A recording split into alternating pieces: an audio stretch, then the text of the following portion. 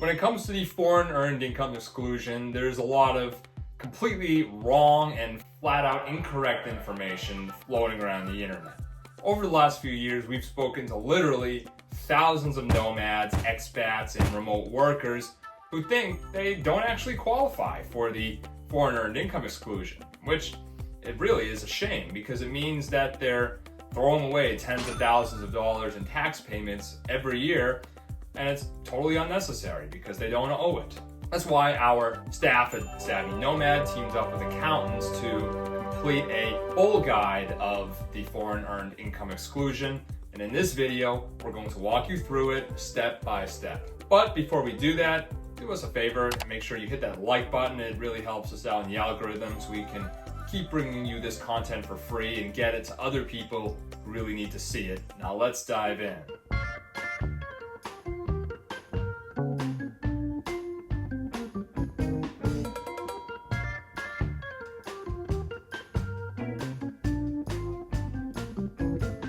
Now we're all familiar with the concept of paying income taxes, right? In exchange for a cut of your earnings, the government provides you services. At least, in theory, that's what's supposed to happen. But what happens if you aren't living in the country and you're not actually benefiting from any of those tax payments? That's why most countries maintain residency-based taxation systems. Countries like Canada, the UK, Australia, and most European nations do not tax their citizens if they move abroad and they no longer meet residency requirements. Then there's the United States of America, which is one of only 2 countries on earth that maintain a citizenship-based taxation system.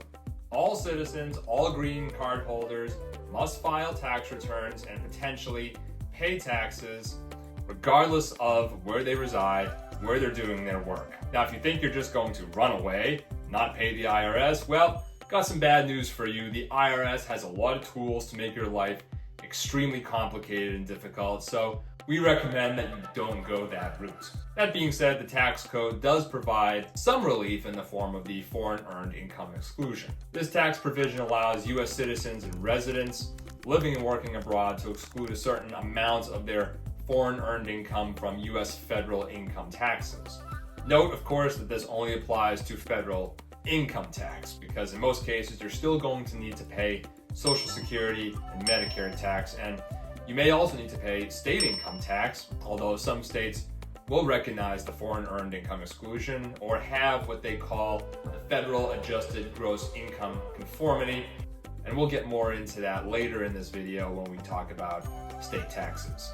As for the foreign earned income exclusion amount, in tax year 2024 it was set at $126,500. Now, that number will rise to $130,000 for 2025, and only earnings at or below that limit can be excluded from income taxes.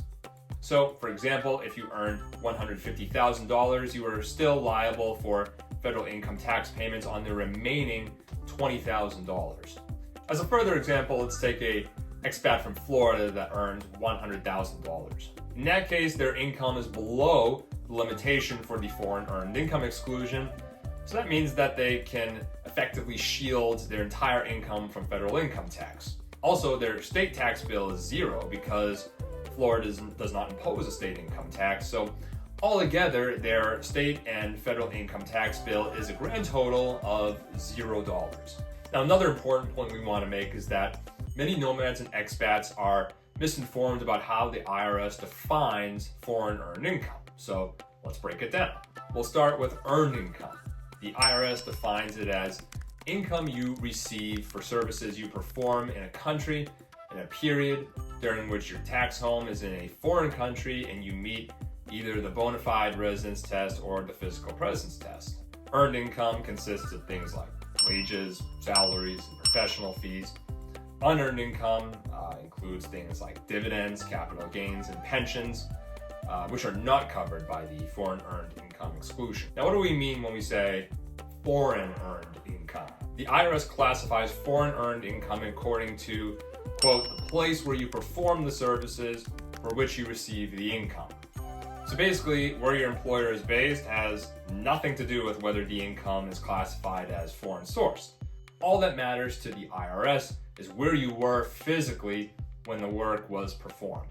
So just as an example of that, if you're based in Spain, but your New York-based employer is paying a salary into your American bank account, that is still foreign-sourced income. Now let's talk about eligibility.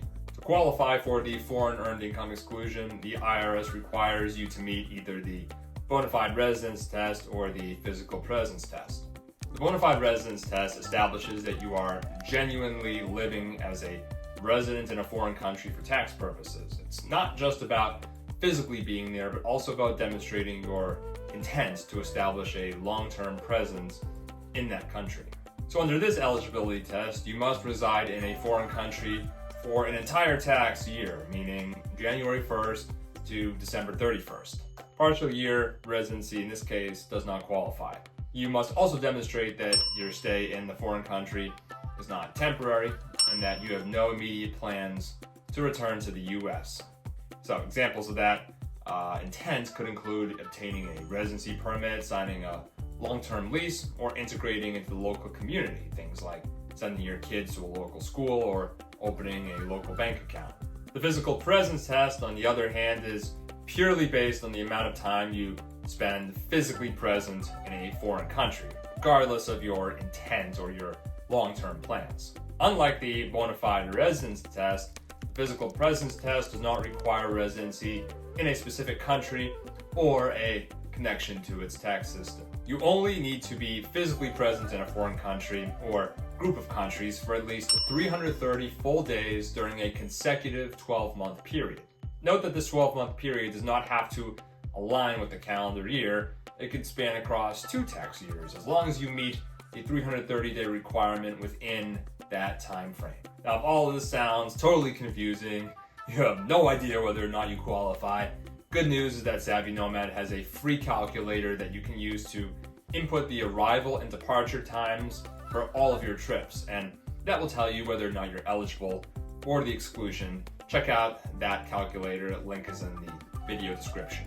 So, once you've determined your eligibility, now you must gather the necessary paperwork for filing for the exclusion, and that includes getting together a number of documents. First, you need proof of your residency or physical presence in a foreign country. That can include things like passport stamps, visas, utility bills, or lease agreements. Then you need to file 1040, which reports your total worldwide income. You'll also need Form 2555. This is where you will report your foreign earned income and your residency details to prove that you meet either the bona fide residence test or the physical presence test. The foreign earned income exclusion is, of course, crucial for US expats and nomads in managing federal income tax, but your eligibility for this provision can also affect your state income taxes. If you qualify for the foreign earned income exclusion, some US states will also allow you to exclude your income from their state income taxes. Then again, there are those states like California that do not recognize the foreign earned income exclusion at all. So in that case, you definitely want to consider moving your domicile to a low tax state such as Florida. Now this isn't as simple as it sounds, and if you want a quick and easy way to get a street address in Florida for tax purposes, definitely check out the Savvy Nomad domicile service. Link is in the video description, and make sure you use the discount code YouTube for 15% off. Now let's go through a few common misconceptions about the foreign earned income exclusion. Number 1 is that you don't need to file a US tax return. This is wrong. All US citizens and residents must file tax returns regardless of your income level, regardless if they qualify for the foreign earned income exclusion. What the foreign earned income exclusion does is that allows you to exclude a certain portion of your income from taxation, but it doesn't negate the actual filing requirements. Second misconception is that there's no requirement for reporting foreign earned income. Again, all worldwide income must be reported on your tax return, and self-employed individuals must still pay self-employment tax unless they're protected by a totalization agreement. Number 3, overlooking other tax benefits. Relying solely on the foreign earned income exclusion might mean that you're missing out on other benefits. Foreign tax credit and tax-deductible IRA contributions are examples of benefits that could be advantageous alongside or instead of the foreign earned income exclusion, so that's something you want to look into. Number 4 is misunderstanding foreign earned income exclusion limitations. Note that the exclusion is only for foreign earned income and not for investment or rental income. So if revoked, you can't use it again for 5 years without IRS approval. Number 5, misunderstanding what is foreign earned income. Many nomads living abroad think that if they earn money from a US-based company while working remotely, that they don't qualify for the foreign earned income exclusion. That's not true. Living abroad and earning money from a US-based company is considered foreign earned income. Now let's go through a few common mistakes. Number 1 is failing to file Form 2555 on time. To claim the foreign earned income exclusion, filing the appropriate form is crucial, and make sure you do it on time, because if you don't file this with your income tax return by April 15th, or if you have an extension to June 15th, then that late filing may mean that you lose your foreign earned income exclusion for that year. Number 2 is revoking the exclusion without understanding the consequences. If you revoke the foreign earned income exclusion, you can't claim it again for the next 5 years without IRS approval. A statement must be attached to your return in the first year that you don't claim the exclusion. Number 3, neglecting future tax implications. Make sure you consider your long-term plans when you file for the foreign earned income exclusion. Future possibilities of revoking the exclusion should be weighed to avoid unexpected tax liabilities and compliance issues in the future. Now, if you enjoyed this video and you want to learn more about Nomad and expat taxes and more financial strategies, hit that like button if you haven't done so already. Subscribe to the channel. That helps us out in the algorithm so we can get this information to someone else who really needs to see it. Until next time, safe travels and happy tax planning.